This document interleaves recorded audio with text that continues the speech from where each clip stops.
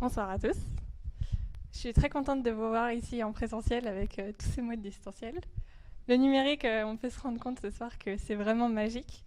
Et tout particulièrement ces visioconférences qu'on peut faire à distance avec partage d'informations, la collaboration, etc. Je pense qu'on a tous eu une utilisation du numérique assez particulière ces derniers mois et je vais vous présenter la mienne. Donc mon utilisation du numérique, c'est tout d'abord du streaming vidéo, des playlists de musique, des notifications de messages, des médias, des réseaux sociaux et aussi des cours en ligne et des offres d'emploi. Je pense que tout le monde peut s'identifier à cette utilisation et pour moi, ça fait de moi une personne plutôt informée qui se retrouve pour son premier stage dans une entreprise du numérique. Jusque-là, absolument rien de choquant. Mais voilà, pour ce premier stage, j'ai pu participer à des conférences sur l'environnement qui prenaient en compte l'impact du numérique sur l'environnement. Et c'est alors qu'il s'est formé une inquiétude dans ma tête. Je ne pense pas que j'étais naïve, je pense juste que j'étais mal informée ou que je ne me rendais pas compte de l'ampleur que pouvait avoir l'impact du numérique sur l'environnement. Il se trouve qu'aujourd'hui, enfin plutôt en 2017, la part de la consommation énergétique mondiale dédiée au numérique, c'était 14%. Donc on peut imaginer 14% de l'électricité mondiale, c'est pour le numérique. Et on peut constater que l'énergie électrique, même en France, c'est pas nécessairement décarboné. On a encore du progrès à faire. Et pour ça, on peut regarder les courbes d'évolution de la consommation mondiale des ressources énergétiques. Si on compare ça sur 3 générations, celle de mes parents, la mienne et celle des enfants qui naissent aujourd'hui, eh bien on se rend compte que c'est surtout du pétrole, du charbon, des gaz naturels, un peu d'hydroélectrique, un peu de nucléaire et un peu d'autres sources d'énergie renouvelable. Mais donc, on a une électricité qui est produite à partir de ressources naturelles fossiles qui sont très émettrices de polluants, gaz à effet de serre et compagnie. Et donc, le numérique, aujourd'hui, ça représente une empreinte carbone de 4% par rapport à l'empreinte carbone mondiale de l'action humaine. 4%, si vous visualisez pas ce que c'est tout de suite, on peut le comparer à un autre secteur qui est souvent pointé du doigt, qui est l'aéronautique civile. L'aéronautique civile, c'est 2% de l'empreinte carbone mondiale. Le numérique, c'est 4%. Et le numérique, eh bien, pour ce chiffre, cela va doubler d'ici 2025, dans 4 ans. Ça paraît assez alarmant, dit comme ça. Le meilleur exemple pour l'illustrer, c'est les crypto-monnaies et le Bitcoin, tout particulièrement. Si on prend le Bitcoin, c'est une technologie pour laquelle il faut des ressources informatiques qui font des calculs, et en récompense de ces calculs, on obtient du Bitcoin. Jusque-là, tout le monde me suit. Mais voilà. Ces ressources informatiques, elles vont être de plus en plus nombreuses, elles vont consommer de plus en plus, puisque les calculs vont être de plus en plus complexes à mesure que l'on délivre des bitcoins en sachant qu'il y a un nombre de bitcoins fini. Les problèmes deviennent de plus en plus complexes. À l'heure actuelle, c'est en Chine que se trouvent la plupart des hangars avec le plus de ressources informatiques qui minent du bitcoin. Ça a fait récemment polémique dans l'actualité, ça va peut-être changer. Mais voilà, pour le moment, c'est en Chine, et de manière stratégique, tous ces hangars avec ces ressources informatiques qui consomment beaucoup, elles sont placées à côté de quoi ? À côté de centrales à charbon. Donc on a une technologie qui consomme de plus en plus, placée stratégiquement à côté de centrales qui polluent. La source du problème, elle est là. C'est l'énergie. Mais bien sûr, la science a réponse à tout. Quand j'étais au lycée, mes parents m'ont amené sur le plus grand chantier international dédié à la conception de l'énergie du futur, ITER. ITER, c'est donc la conception de la fusion nucléaire qui va nous permettre d'avoir une énergie nucléaire qui produira de l'énergie en beaucoup plus grande quantité, avec beaucoup moins de matières premières et une sécurisation accrue. Mais voilà, il y a 2 bémols à ITER. Le premier, c'est que ce n'est qu'une expérience en construction. Il va falloir attendre 2035 pour que ce soit fini, pour que l'on puisse vérifier que cela fonctionne à grande échelle. 2035, donc dans 14 ans, il peut s'en passer des choses, surtout si vous m'avez suivi jusque-là.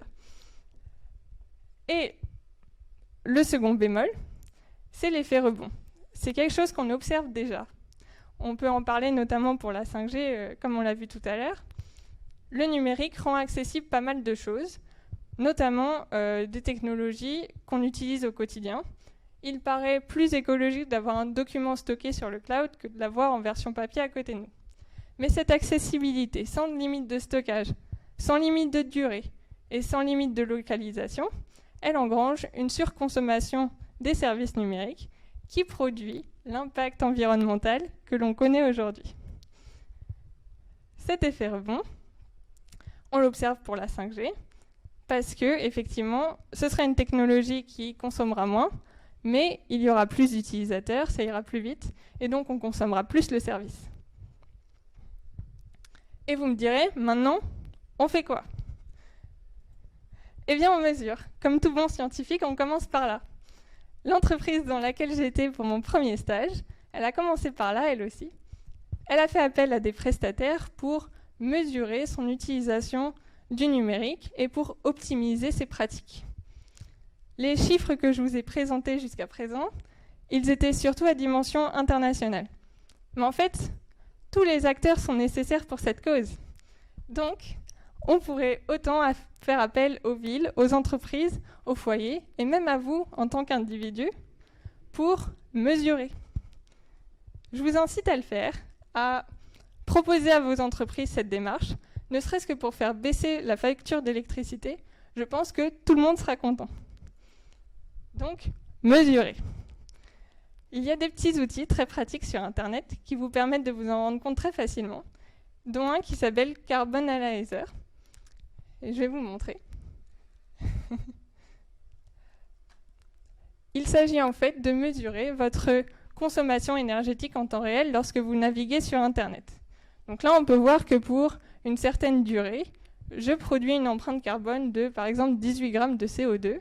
Et donc, à la place de naviguer sur Internet, j'aurais pu faire quelque chose comme recharger 2 smartphones. Bon, jusque-là, pas de souci.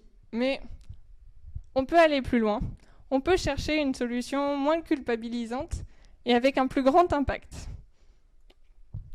Mais d'abord, on va s'attarder aux 4 catégories du numérique qui consomment de l'énergie. Tout d'abord, la fabrication de nos terminaux. Ça englobe nos PC, nos micros, nos smartphones, tous ces équipements-là. Ensuite, il y a leur utilisation au quotidien, l'énergie électrique qu'ils consomment. Il y a également l'utilisation des équipements réseau. On a parlé de la 5G, on peut parler des bornes Wi-Fi, des bornes Ethernet, etc. Et enfin, il y a le fonctionnement des data centers, le cloud, les données, etc. Avec tout ce qu'on m'avait dit sur les data centers, la suppression des mails, le fait que ça allait être bénéfique pour l'environnement, eh bien moi, en écrivant ce pitch, j'étais persuadée que c'était les data centers les fautifs. Mais j'avais bien tort. Il s'agit en fait de la fabrication des terminaux. Pour fabriquer, par exemple, des smartphones, il y a des méthodes d'extraction très polluantes pour obtenir les matières premières, type les terres rares. Et quand on connaît ces faits-là, et qu'on les compare à d'autres chiffres, comme le fait que dans le monde, il se vend 50 smartphones par seconde, ça paraît quand même dérangeant, n'est-ce pas? Bon, 50 smartphones par seconde, et en France, ça correspond à un renouvellement de chaque téléphone portable tous les 2 ans pour chaque habitant. Est-ce que vous avez besoin de changer votre smartphone tous les 2 ans? Moi, personnellement, non. Mais il a fallu que je m'attarde à ce problème pas plus tard que récemment. Parce que les batteries dans les téléphones, c'est un élément assez polluant à fabriquer. Et c'est pas fait pour durer, malheureusement. J'ai une batterie qui n'a pas tenu, j'ai essayé de la réparer, ça n'a pas marché. Je vous laisse imaginer les situations embarrassantes où j'étais au téléphone et ça coupait parce que mon câble s'était débranché. Bref, pas du tout optimal. Mais voilà, j'ai acheté un nouveau téléphone portable. Ça paraît un peu bizarre comparé à tout ce que je vous ai dit avant, mais voilà. Mais je me suis fixé des objectifs, toujours dans une démarche écologique.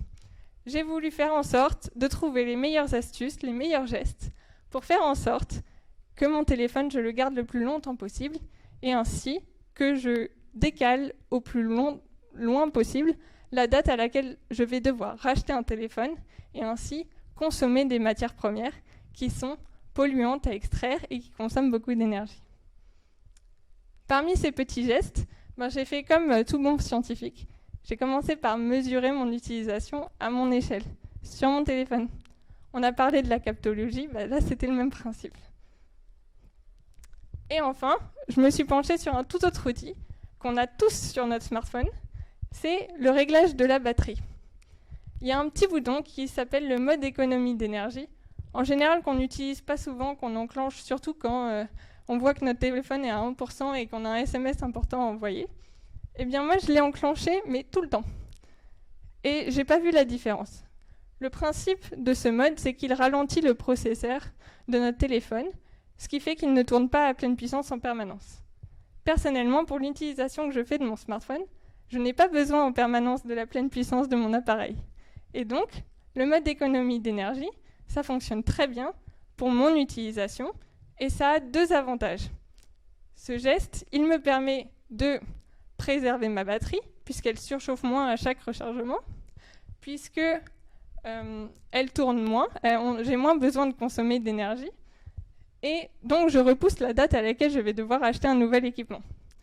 Le deuxième avantage, c'est que au quotidien, je consomme moins d'énergie électrique. Je suis passée d'un rechargement de 2 à 3 fois par semaine de mon smartphone à 1 fois par exemple. Très bénéfique. Et voilà, ça c'est mes petits gestes à moi. Et pour la suite, ce que je vous propose, c'est à vous de trouver vos petits gestes qui sont adaptés à votre utilisation, qui ont le même effet sur la santé de vos appareils, et qui sait, peut-être que toutes vos initiatives permettront de compenser l'impact numérique environnemental de cette présentation. Merci.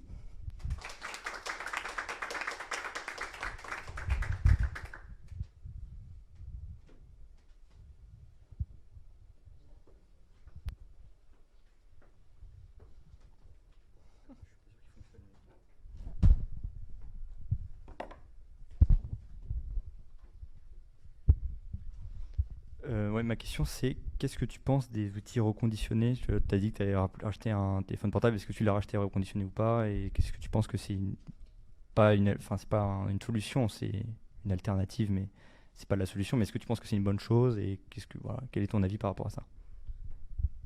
Merci. Alors effectivement, le reconditionné, c'est vraiment la solution, on va dire, quand on a besoin d'un nouvel équipement. On sait que par rapport à nos besoins, les modèles précédents qui existaient déjà correspondent tout à fait.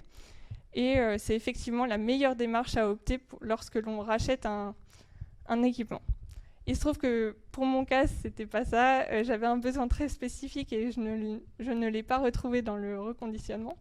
Mais c'est effectivement la meilleure solution à prendre lorsque notre matériel est en panne et que la réparation ne fonctionne plus. L'idée ici, c'est de vraiment encourager les gens à la réparation. Il y a des lois qui passent de plus en plus pour faire en sorte qu'on puisse à nouveau, enfin pas à nouveau, mais on puisse ouvrir nos téléphones, que leur intégration des composants puisse être simplifiée à l'intérieur et qu'on puisse nous-mêmes changer les composants un par un ou alors facilement faire réparer pour pas très cher le composant défaillant. Mais ça, c'est des lois qui imposent au fur et à mesure des normes pour tout le secteur.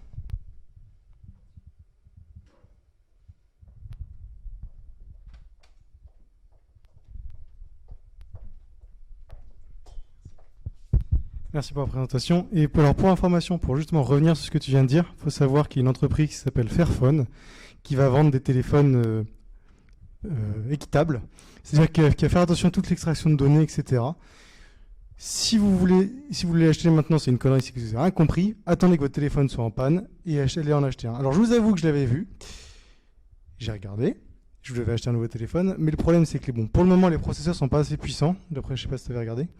Mais en tout cas, le but de l'entreprise est donc de pouvoir changer les batteries, changer la caméra, changer énormément de choses. Donc, à mon avis, c'est un bel avenir pour cette entreprise-là. Et pensez-y si vous devez vous acheter un nouveau téléphone. Oui, je connais et j'approuve totalement. Fairphone.